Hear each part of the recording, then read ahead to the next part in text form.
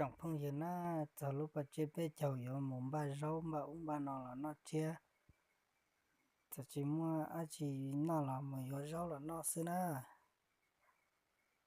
một giờ rau tao kia muốn chùa mua rau cá cơ đi cho nên sai nó trong phong giờ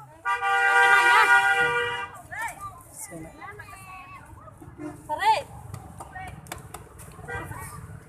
xí na ui nhà con này to nhỉ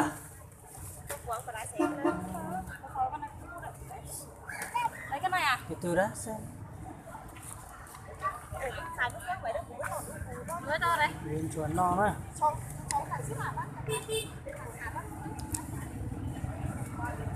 cân bao nhiêu nhỉ? Cân 30 á? To nhỏ cũng thế à? Thế nhỉ? Cái nào cũng ngon mà ngọt không phải măng này. To mới ngon. Nhìn ngon đấy. Giờ bảo là không mua thì 28 này nhá.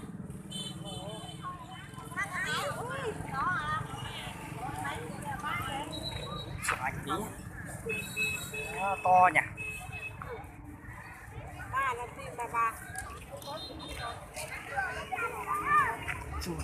Chuột lon chuột nè. Ôi ở măng mà.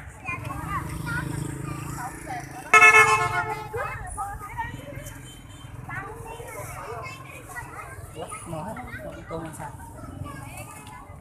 Nhớ tôi dùng bút tua con nhỉ, màu gió rau rau cái nó. Rau cái nó ơi. Rau thứ ơi giờ. Chùa đấy.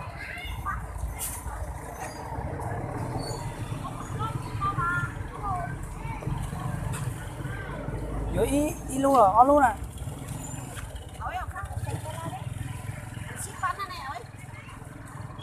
Sipat. Có.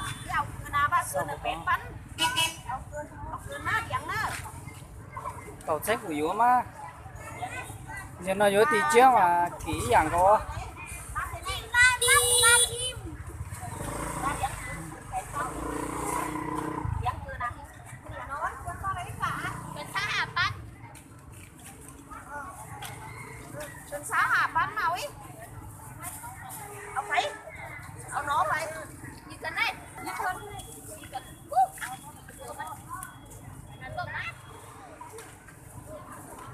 Tàu y lu rau sư.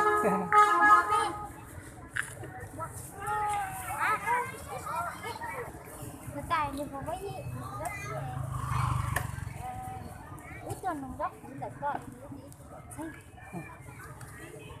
mình cũng được các cái nguồn này có sao có được rất ngoài sản rất ngoài tiền được sao có được rất ngoài tiền ra mình chơi không có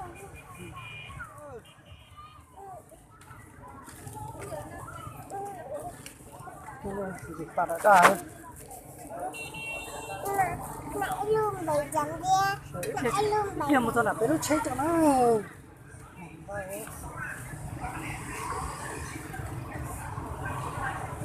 Cay đó.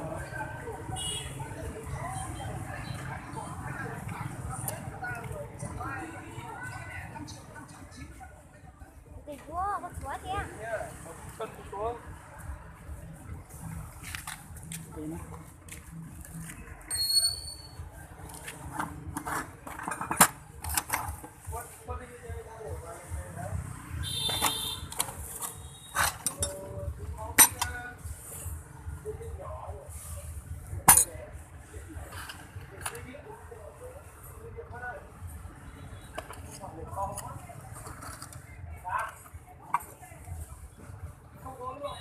Bác thấy một cái rúa bao nhiêu nhỉ?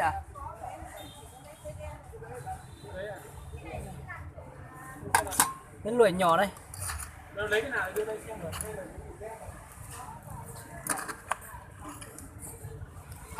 Chở 10.000.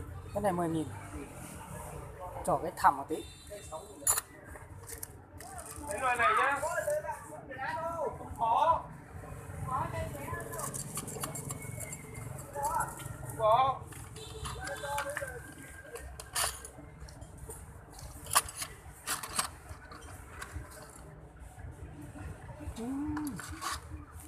còn khẩu ấy nhở lên chứ à.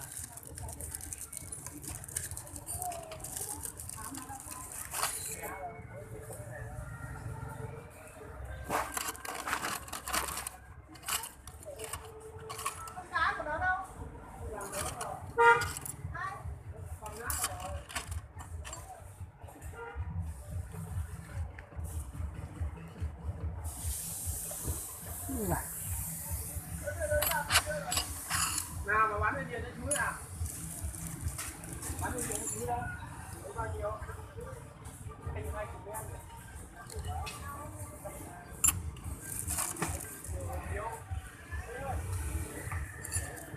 thôi,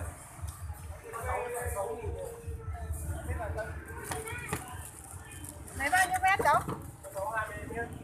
Đó nó cho thủ tao này.